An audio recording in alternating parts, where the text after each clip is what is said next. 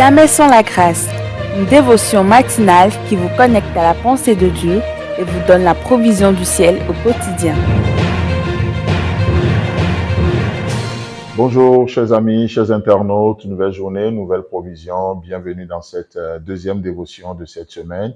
Que Dieu vous bénisse, Père. Nous te célébrons ce matin. Pas parce que nous comprenons tout ce que tu fais forcément. Non, nous ne comprenons pas forcément tout, mais nous nous inclinons devant toi ce matin. Nous nous inclinons devant ta majesté ce matin. Parce que même si nous ne comprenons pas ce que ta main fait dans nos vies, nous continuerons de faire confiance en ton cœur, ce cœur d'amour, ce cœur qui nous a tant aimés. Merci Jésus. Amen. Alors, chers amis, chers internautes, nous continuons sur cette pensée, les pierres crieront. Vous savez, hier, on a vu encore une fois comment les pierres peuvent crier. Et ce matin, j'aimerais juste voir avec vous une histoire dans la parole de Dieu de deux personnages. Il est question de Ésaü, il est question de Jacob. Ésaü, c'est le fils aîné, pardon. Et en tant que fils aîné, qu'est-ce qui se passe? Le fils aîné a toujours des privilèges. Dans l'ancien temps, le fils aîné a un privilège que personne d'autre ne peut avoir. C'est un don de grâce qui accompagne les aînés. Rassurez-vous, ce n'est pas que des dons de grâce, mais ces dons sont faits aussi pour porter une responsabilité. Et ce droit, cette grâce, cette faveur qu'ils ont sur leur vie, ça s'appelle le droit d'aînesse.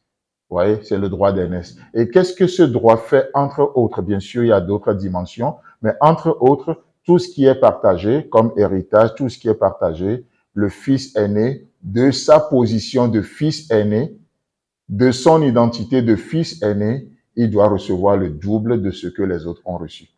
Pas forcément parce qu'il est mieux que les autres, mais parce qu'il est l'aîné et il jouit de son droit qu'on appelle le droit d'aînesse. Il a toujours une double portion qui l'accompagne parce qu'il est le fils aîné. Waouh! J'imagine les fils aînés de nos jours. Mais au-delà de ces choses, nous parlons spirituellement vraiment ce matin. Et vous savez, alors que Jacob n'est pas l'aîné, il n'est pas sorti le premier, mais qu'est-ce qui va se passer? Jacob a toujours compris le pourquoi Dieu donne ce qu'il donne.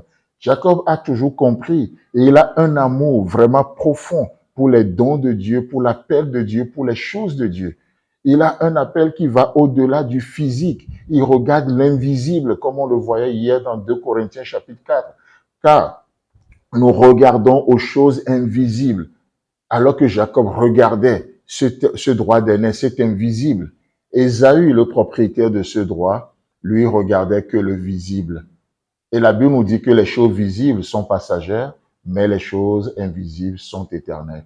Alors, qu'est-ce qui va se passer? Dans Genèse chapitre 25, à partir du verset 30, nous voyons, il est écrit, « Et Ésaü dit à Jacob, « Laisse-moi, je te prie, manger de ce roux-là, car je suis fatigué. » Vous voyez? Donc, Jacob préparait, il faisait la cuisine, et Ésaü était rentré, et il avait faim, il était fatigué, et qu'est-ce qu'il va faire? Il va demander à Jacob, son frère, de lui donner à manger. Alors, au verset 31, Jacob dit, « Vends-moi aujourd'hui ton droit d'aînesse. » Waouh! C'est quoi le rapport?